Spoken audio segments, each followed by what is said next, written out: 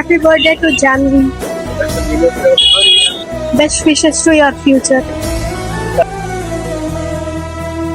ಚಂದ್ರ ಚೂಡಮಣಿ ವಜ್ರ ನಾಗಮಣಿ ಮುತ್ತು ರತ್ನಗಳ ಗಣಿ ಜನರ ಮನಸ್ಸಿನ ಪ್ರತಿಧ್ವನಿ ಕನ್ನಡ ಕುಲದ ಜಾನಿಗೆ ಹ್ಯಾಪಿ ಬರ್ಡೇ. ಒಳ್ಳೇದಲ್ಲಮ್ಮ, ಚೆನ್ನಾಗಿರ್ಲಿ, ಚೆನ್ನಾಗಿ ಆಗಲಿ, ಹೊಟ್ಟೆ ತುಂಬ ಊಟ ಮಾಡಿರಿ ನಾವು.